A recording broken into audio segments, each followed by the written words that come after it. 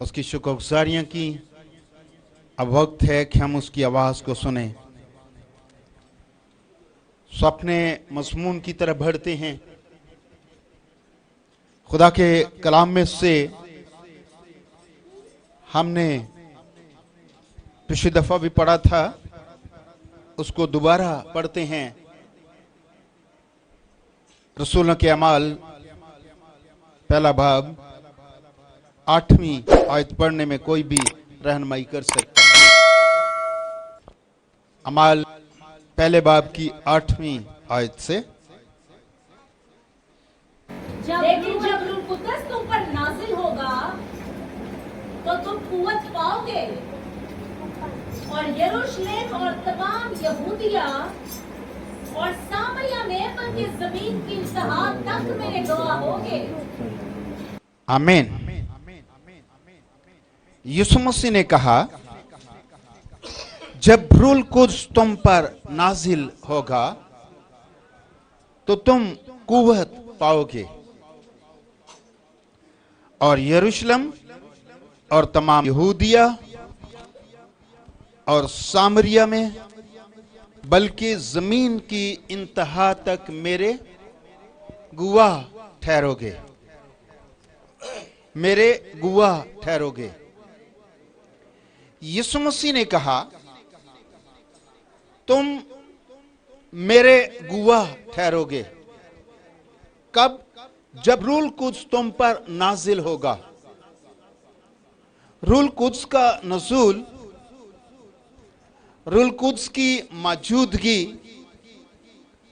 रूह कुद्स की रिफाकत और हमारे साथ होना क्यों जरूरी है और खुदा की मामूरी क्यों जरूरी है, इससे हम उसके गवाह बनते हैं। यीशु मसीह ने अपने शागिर्दों से कहा, रसूलों से यह कहा कि रूह कुद्स के बगैर शहर से बाहर ना जाना। जब तक कि तुम्हें रूह कुद्स ना मिले, यानी जब तक कि तुम्हें कुव्वत का लिबास ना मिले, शहर से बाहर ना निकलना। क्योंकि रूह कुद्स के बगैर हम सही तरह से यीशु मसीह के गवाह नहीं बनते। रूह कुद्स हमें सिखाता है यीशु मसीह की गवाही देना। हमारी कलीसियों में आज के दौर में क्यों बरकत रुकी हुई है, मौजज़ात क्यों रुके हुए हैं, खुदा का फजल क्यों रुका हुआ है, क्यों कलीसिया तरक्की नहीं करती, क्यों लोग बीमारियों का शिकार हैं, क्या वजह है कि कलीसिया आगे नहीं बढ़ रही? इसकी खास वजह आपको बताता हूं। खास वजह यह है कि हमने चर्च को उस तरह से नहीं समझा जिस तरह से रूह कुद्स सिखाता है। हमने लोगों को चर्च का मेंबर बनाया है या चर्च में कोई ओहदा दे देते हैं, लेकिन बाइबल क्या सिखाती है? तुम गवाह ठहरोगे।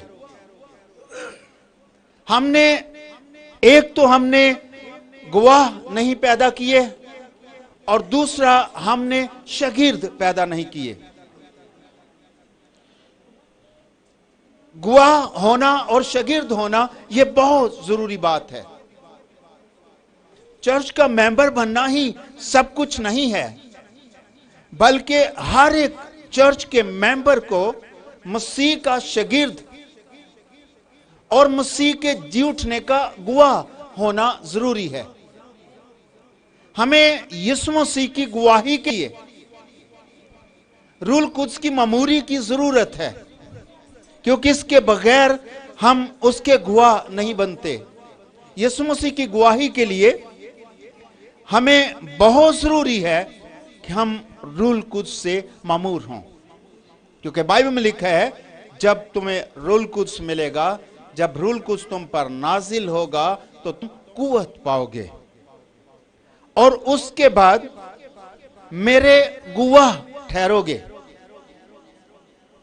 शागिर्दों को जब हम गौर से देखते हैं, उनकी जिंदगी पर गौर करते हैं, अमाल की किताब को गौर से पढ़ते हैं, तो हमें मिलता है जब रूल कुद्स नाजिल हुआ ईद पैंतीकोस के दिन, तो उसके बाद शागिर्द यीशु मसीह के जी उठने की गवाही देने लगे।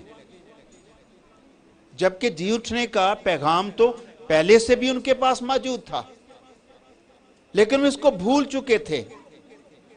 उनके अंदर जोश भरने वाला रूल कुद्स है जिसने उन्हें तहरीक दी कि वो यीशु मसीह के जी उठने की गवाही दें।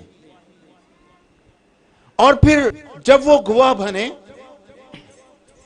रूल कुद्स की मामूरी के बाद, तो कलीसिया की तरक्की होना शुरू हुई, कलीसिया बढ़नी शुरू हुई, कलीसिया के अंदर मोजात होने शुरू हुए, कलीसिया की तरक्की हर रोज होती गई और खुदा का जलाल कलीसिया के जरिया से जाहिर होता गया। बेशक उनको कई बार मुश्किलात भी होती थी, कई बार वो परेशान भी हो जाते थे, इसकी वजह से उनकी मुखालफत भी होती थी, कभी उनको जेल में भी जाना पड़ता था, लेकिन तो भी वो यीशु मसीह के गवाह थे, यीशु मसीह की गवाही से बाज ना आते थे। आज की कलीसिया क्यों कमजोर है और क्यों नहीं बढ़ रही, क्यों तरक्की नहीं हो रही, क्यों मौजूद रुके हैं? इसलिए कि कलीसिया मसीह के जी उठने की गवाही नहीं दे रही, गवाह नहीं है।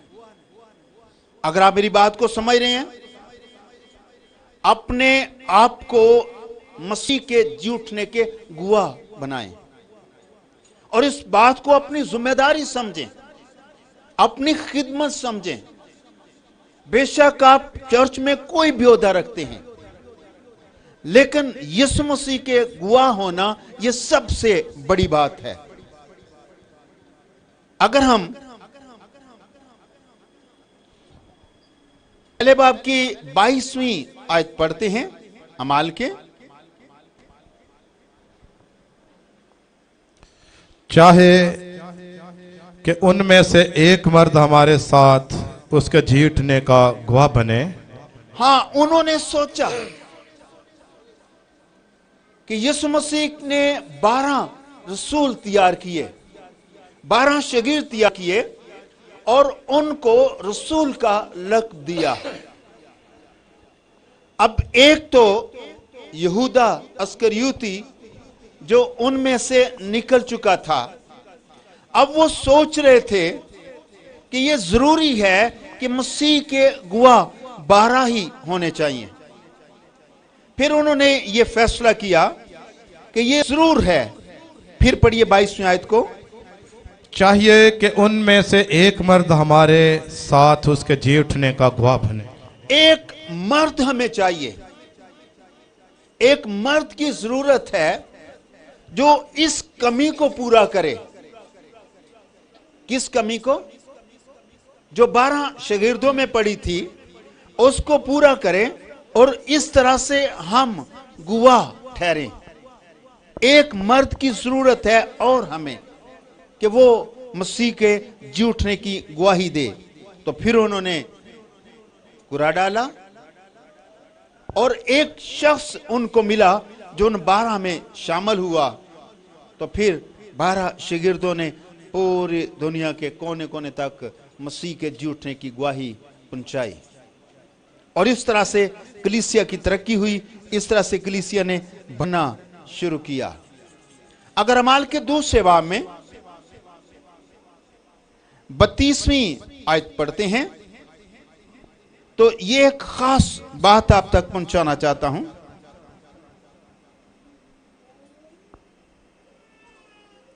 अमाल के दूसरे बाब में 32वीं आयत, उसी यीशु को खुदा ने जिलाया उसी यीशु को खुदा ने जिलाया जिसके हम गवाह हैं। जिसके हम गवाह हैं। ये कौन कह रहा है?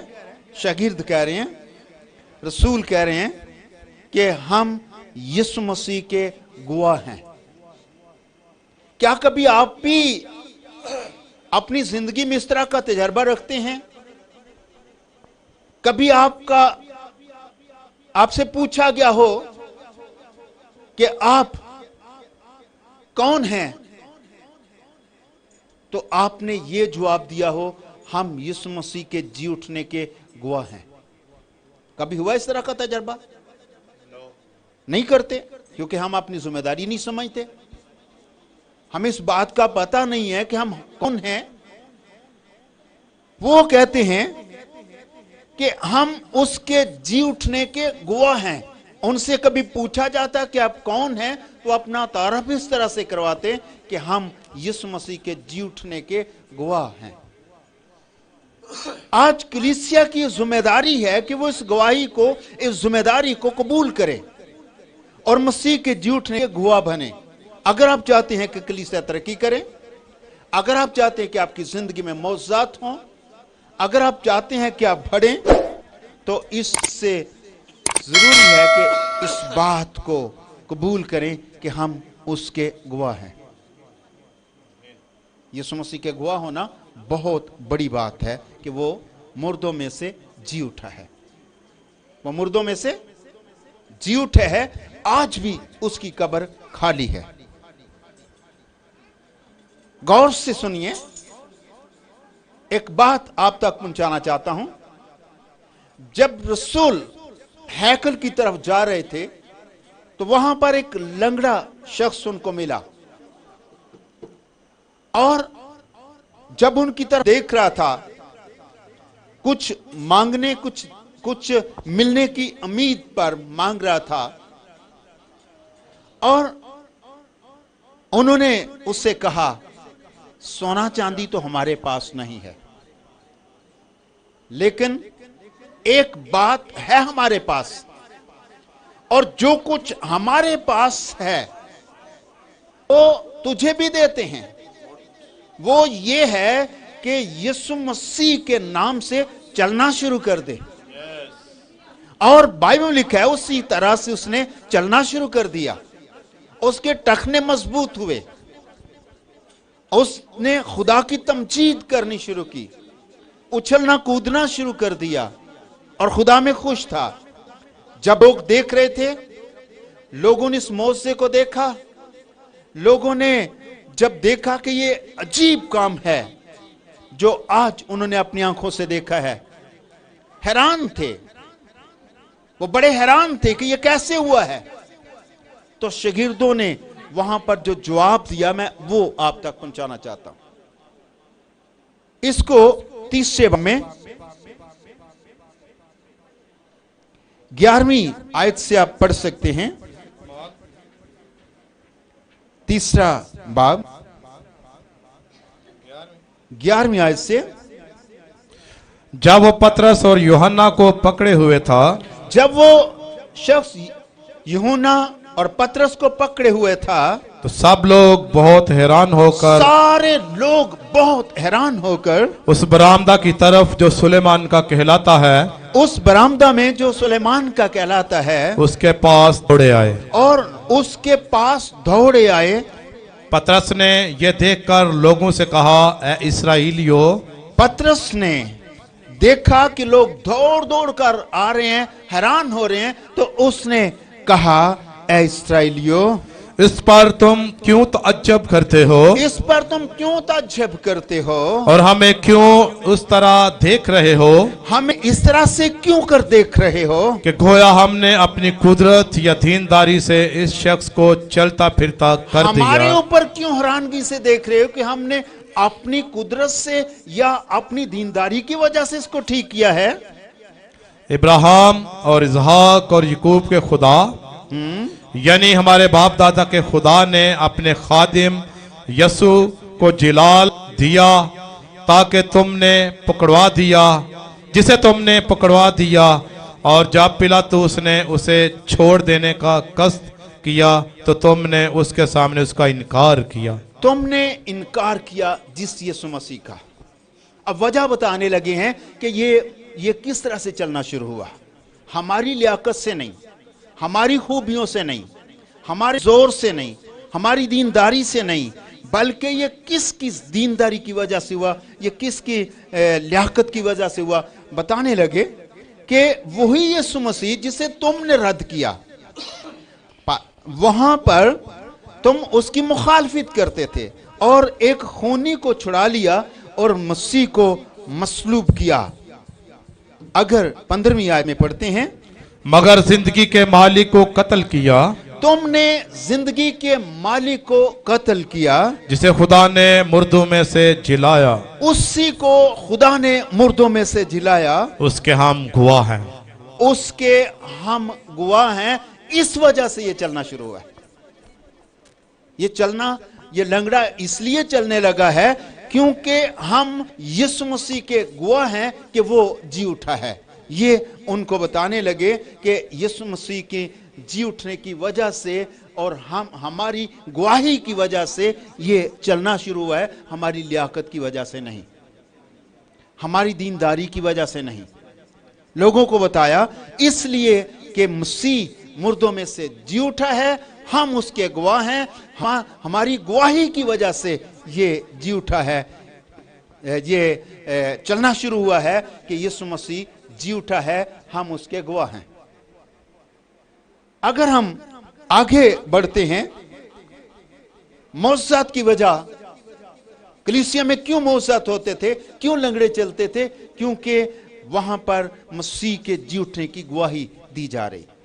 और उन्होंने तारफ करवाया कि इसलिए हुआ कि हम उसके जी उठने के गवाह हैं, जिसकी वजह से मौजज़ात हो रहे हैं। फिर अगर आप आगे बढ़ते हैं, चौथे बाब की 33वीं आयत से, बल्कि 32वीं से पढ़ें। अमाल चौथा बाब 32। और ईमानदारों की जमात एक दिल और एक जान थी। ईमानदारों की जमात एक दिल और एक जान होकर दुआ करती होती थी। और किसी ने अपने माल को अपना ना कहा। इतने एक दिल थे कि वो अपने माल को, अपनी चीजों को अपना नहीं समझते थे, बल्कि उनकी सब चीजें मुश्तरिक थीं। बल्कि उनकी सारी चीजें मुश्तरिक थीं। और रसूल बड़ी कुदरत से खुदा यीशु मसीह के जी उठने की गवाही देते रहे। और रसूल बड़ी कुदरत से, सुनिए, गौर से सुनिए, रसूल बड़ी कुदरत से क्या करते होते थे? मसीह के जी उठने की गवाही देते थे। और उन सब पर बड़ा फजल था। उन सब पर बड़ा फजल था, क्योंकि उनमें कोई भी मोहताज ना था। क्योंकि उनमें कोई भी मोहताज नहीं था। सुनिए, इस बात को गौर से सुने, ये बड़ी खास बात है। एक दिल थे, एक जान थे, और रसूल बड़ी कुदरत से क्या करते थे? मसीह के जी उठने की गवाही देते थे। ये उनकी जिम्मेदारी थी, ये उनका काम था, ये उनका वर्क था कि वो जी उठने की गवाही देते थे। और उन पर बड़ा फजल था और उनमें कोई भी मोहताज ना था। आज अगर खुदा का फजल कलीसिया पर से उठा हुआ है या रुका हुआ है, आज लोग मोहताज क्यों नजर आते हैं, मारे मारे क्यों फिरते हैं? क्या वजह है कि हम आगे नहीं बढ़ रहे, हमारी तरक्की रुकी हुई है? इसलिए कि हम मसीह के जी उठने की गवाही देने से कासिर हैं, नहीं दे रहे। सिर्फ चर्च आना, चर्च की मेंबरशिप लेना और चर्च की चंद रसूमात अदा करना, इसको हम अपनी जिम्मेदारी समझते हैं और कभी नहीं सोचते कि हमारी जिम्मेदारी रूल कुद्स की तरफ से क्या है। जब तुम रूल कुद्स पाओगे, जब रूल कुद्स तुम पर नाजिल होगा, तो फिर कुव्वत पाओगे, और कुव्वत पाने के बाद फिर क्या करोगे? मसीह के जी उठने के गवाह ठहरोगे। कहां तक? यरूशलेम से शुरू करेंगे, और यरूशलेम से शुरू करके आगे कहां तक? जमीन की इंतहा तक। अगर लूका की इंजील में, लूका की इंजील के आखिरी बाब में, वहां पर भी यीशु मसीह ने इस बात का जिक्र किया था, जब शागिर्दों के पास बैठा, उनके ज़हन को खोला कि वो किताब मुकद्दस को समझें, तो उन्हें सिखाया। 40वीं बल्कि 45वीं से शुरू कर दें जी। फिर उसने उनका ज़हन खोला, फिर उसने उनका ज़हन खोला ताकि किताब मुकद्दस को ताकि समझे किताब मुकद्दस को जो लिखा हुआ कलाम है इसको सही तरह से समझे। और उनसे कहा फिर यूं लिखा है, उनसे यूं, ज़हन खोलने के बाद उनसे कहा यूं लिखा है, मसीह दुख उठाएगा, मसीह दुख उठाएगा तीसरे दिन मुर्दों में से जी उठेगा, और फिर तीसरे दिन मुर्दों में से जी उठेगा। और यरूशलेम से शुरू करके सब कौमों में, यरूशलेम से शुरू करने के बाद फिर कहां तक जाएगा? सब कौमों में सारी कौमों में तौबा और गुनाह की माफी की मुनादी तौबा और गुनाहों की माफी की मुनादी भी की जाएगी, उसके नाम से की जाएगी। उसके नाम से की जाएगी। तुम इन बातों के गवाह हो। तुम इन बातों के गवाह ठहरोगे। तुम्हारी ये जिम्मेदारी है कि तुम इन बातों के गवाह होगे कि यीशु मसीह मुर्दों में से जी उठा है। यीशु मसीह मुर्दों में से जी उठा है। तुम इन बातों के गवाह ठहरोगे। कब ठहरोगे? जब रूल कुछ तुम पर नाजिल होगा। और बाइबल लिखा है कि फिर ये वादे जो खुदा के कलाम के हैं, ये सारे हमारे साथ हैं। खुदा अपने वादे पूरे करने के लिए कादिर है। वो अपना फजल करता है जब कलीसिया मसीह के जी उठने की गवाह बनती है। जब कलीसिया के अंदर ये शौर पैदा होता है कि हमारा मसीह जी उठा है, हम उसके गवाह हैं। एक बात आप आज से करेंगे, अपने आप को समझे कि मैं यीशु मसीह के जी उठने का गवाह हूं। हर एक बहन, हर एक भाई, हर एक बुजुर्ग, हर एक नौजवान इस बात को अपनी जिम्मेदारी समझे। और एक बात, रूल कुद्स की पावर, उसकी ताकत तब हमारे साथ है जब हम उसके गवाह हैं। कर्नेलियस के घर में पतरस को जब बुलाया गया तो वहां पर पतरस ने खुदा के कलाम की मुनादी शुरू की, अपना मुंह खोला, कलाम करना शुरू कर दिया। और बाइबल लिखा है अभी वो कलाम कर ही रहा था, अभी कलाम हो ही रहा था, तो लोग रूल कुद्स से भर गए और गैर जुबानें बोलने लगे। अब बात यह है कि कलाम में क्या बता रहा था, कलाम का उसका मजमून क्या था, कितना खूबसूरत उसका मैसेज होगा, जिसके सुनाते सुनाते रूल कुद्स नाज़िल हुआ और गैर कौम के लोग रूल कुद्स से भर गए। आपको पता है मजमून क्या था उसका? अमाल 10वें बाब में आप जान सकते हैं किस मजमून से वो बात कर रहा था और क्या बात हो रही थी। 10वें बाब में 39वीं आयत से पढ़िए। और हम उन सब कामों के गवाह हैं, उन सारे कामों गवाही दे रहा था।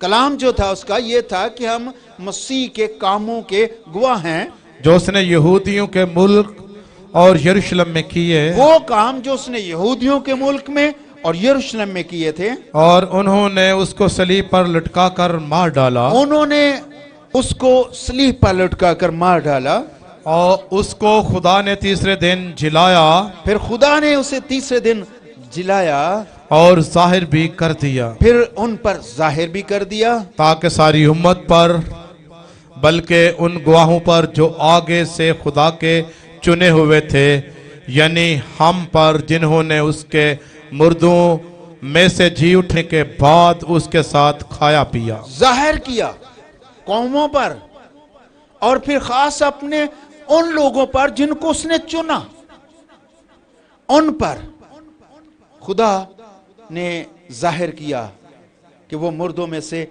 जी उठे है। अभी ये बातें हो ही रही थी, अभी ये बातें कर ही रहा था, मसीह के जी उठने की गवाही ही रहा था।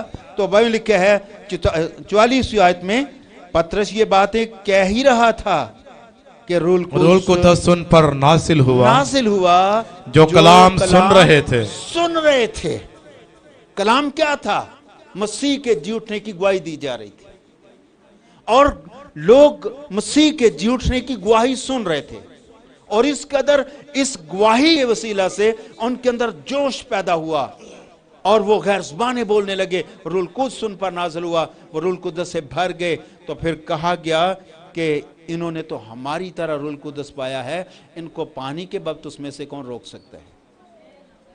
कि गवाही सुनने वाले और गवाही सुनाने वाले रूल कुदस से भरे हुए खुदा की बातें करते हैं। फिर वहां पर खुदा का काम हुआ, खुदा ने उस घराने में बरकत डाली।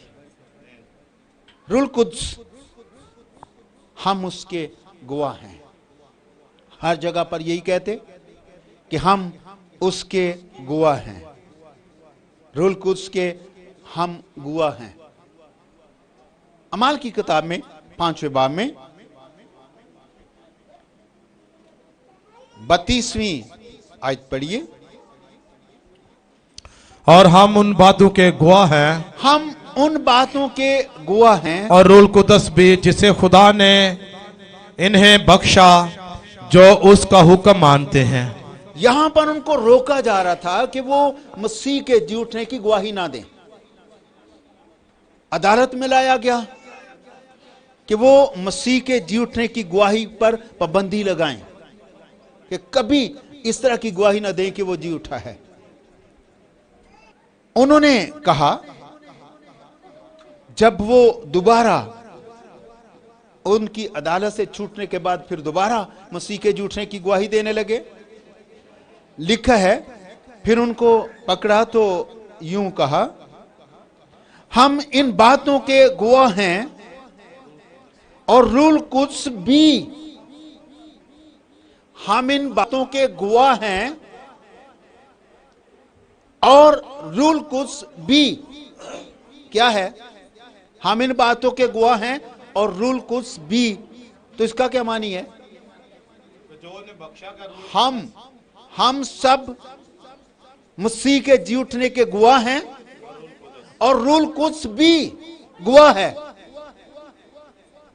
हम सब इन बातों के गवाह हैं और रूल कुदस भी जिसे खुदा ने उन्हें बख्शा जो उसका हुक्म मानते हैं, वो भी गवाह है। यानी हम ये गवाही हम अकेले नहीं देते, रूल कुदस भी इसका गवाह है और रूल कुदस के साथ मिलकर गवाही देते कि हम भी इस बात के गवाह हैं कि मसीह मुर्दों में से जी उठा है और रूल कुदस भी जिसे खुदा ने उनको बख्शा जो उसकी बात मानते हैं, जो उसका हुक्म मानते हैं, उनको रूल कुदस बख्शा गया।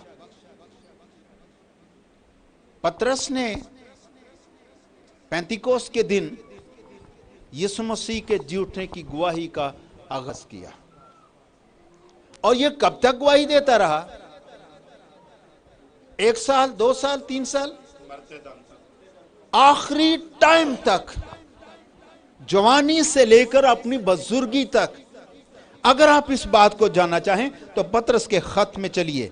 पतरस अपने खत में बताता है, पहला खत उसके 5वें बाब में पहली आयत पढ़िए। तुम में जो बुजुर्ग हैं मैं उनकी तरह बुजुर्ग और मसीह के दुखों का गवाह हूं। तुम में जो बुजुर्ग हैं, जमात बैठी हुई है, जमात के अंदर जो बुजुर्ग हैं, जितने बूढ़े हैं, तुम जो बुजुर्गों से कह रहे, तुम में जितने बुजुर्ग हो उनकी तरह मैं भी बुजुर्ग हूं। इसका मतलब बूढ़ा है वो भी, मैं भी बुजुर्ग हूं और मसीह के दुखों का गवाह। और जाहिर होने वाले जलाल में शरीक भी होकर उनको ये नसीहत करता हूं। मसीह का गवाह हूं, तो में जो बुजुर्ग हैं, मैं खुद भी बुजुर्ग हूं, जवानी से गवाही दे रहा हूं, बुढ़ापे तक आखिरी दम तक गवाही दे रहा हूं, और आज भी उसका गवाह हूं और उसके दुखों का गवाह हूं, शरीक भी हूं तुम्हारे साथ और नसीहत भी करता हूं। आगे कहता है कि खुदा के उस गला की गलाबानी करो जो तुम में है, उस गला की जो बुजुर्ग है गलाबानी करें। मैं भी बुजुर्ग हूं और अभी तक मैं उसकी गवाही दे रहा हूं, उसके दुखों का गवाह हूं, सारी जिंदगी मसीह के दुखों की गवाही, और फिर मसलूब हुआ, शहादत हासिल की मसीह की गवाही देते वक्त। खुदा आपको मसीह का गवाह बनाए और आप सब तस्लीम करें कि हम सिर्फ महज कलीसिया के मेंबर ही नहीं या महज चंद एक रस्मात ही नहीं करते, बल्कि जिंदगी भर के लिए मसीह के जी उठने के गवाह हैं। और जहां भी मौका मिले ये गवाही जरूर दें कि हम उसके मानने वाले हैं जो मुर्दों में से जी उठा है और उसकी कब्र खाली है। खुदावंद आपको बरकत दे।